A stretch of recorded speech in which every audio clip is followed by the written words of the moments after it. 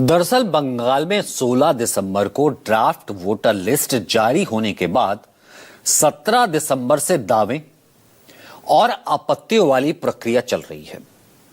ये 15 जनवरी तक चलेगी।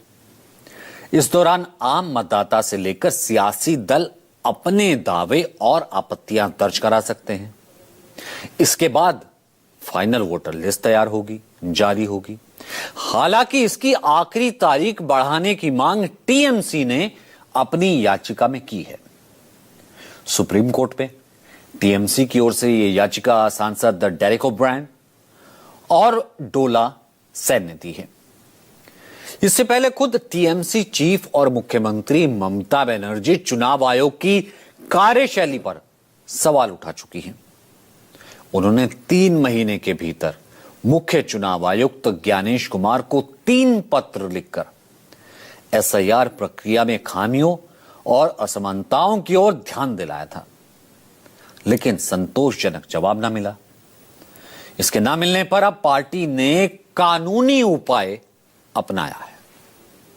ये प्रक्रिया अनियोजित, अपर्याप्त तैयारी और आनन फानन में की गई है। एसआईआर प्रक्रिया में गंभीर खामियां हैं और ये हमारे लोकतंत्र के मूल ढांचे और संविधान की भावना पर प्रहार करती है।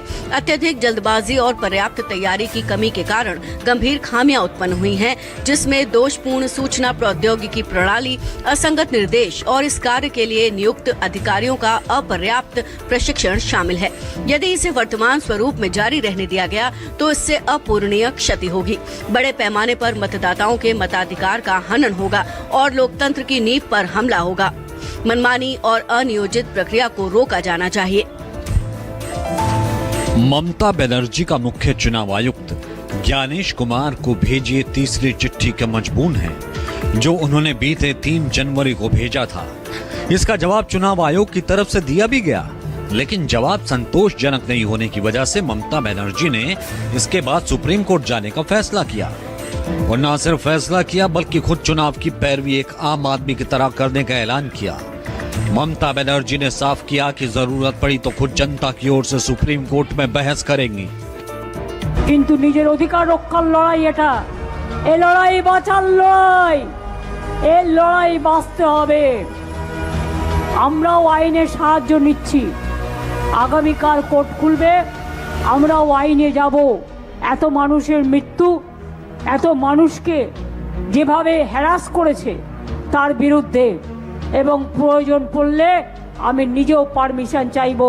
দরকার হলে আমিও সুপ্রিম কোর্টে গিয়ে মানুষের হয়ে আমি প্লিড করব, আমি মানুষের হয়ে কথা বলবো। इसके बाद टीएमसी सुप्रीम कोर्ट पहुंची। यही नहीं, ममता बनर्जी जमीनी स्तर पर भी मैदान में डटी हुई हैं और चुनाव आयोग के खिलाफ मोर्चा खोल रही हैं। এসআইআর এর ব্যাপারে আমি সবাইকে বলবো, ভুলভাল করছে ইলেকশন কমিশন। জীবিতদের মৃত দেখাচ্ছে, বয়োজ্যেষ্ঠদের নাকে নল পরিয়ে নিয়ে যাচ্ছে, এবং যেসব অ্যাপ করেছেন বিজেপির আইটি সেলকে দিয়ে, সেগুলো ইললিগাল, আনকনস্টিটিউশনাল, আনডেমোক্রেটিক। এভাবে চলতে পারে না।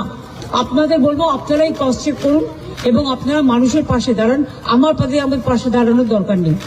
ममता बनर्जी के इन आरोपों पर बीजेपी की ओर से पलटवार भी किया गया है। विधानसभा में विपक्ष के नेता सुवेंदु अधिकारी ने बिहार में हुए एसआईआर और उसके खिलाफ सुप्रीम कोर्ट में दायर याचिकाओं का हवाला देते हुए ममता बनर्जी पर हमला बोला। वहीं कांग्रेस नेता और अधीर रंजन चौधरी ने ममता बनर्जी को उनके पुराने बयान याद दिलाए।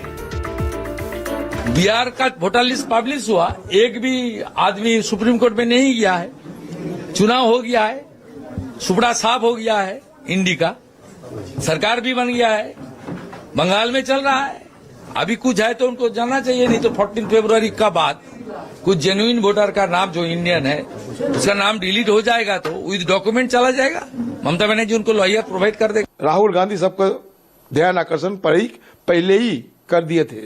उस समय ममता बनर्जी कुछ हरकत नहीं दिखाई, लेकिन आज जब अंतिम चरण में पहुंच गए तब उनको लगे कि इस बार चलो कुछ ना कुछ करके दिखाए, मानो कि मैं मसीहा बनने की कोशिश करे। चुनाव आ गए हैं, चलो फिर दोबारा मसीहा बनने की कोशिश करे। ये मसीहा बनते बनते बंगाल के लोगों को और बंगाल के लोगों के लिए ये ममता बनर्जी खुद मुसीबत बन चुके हैं।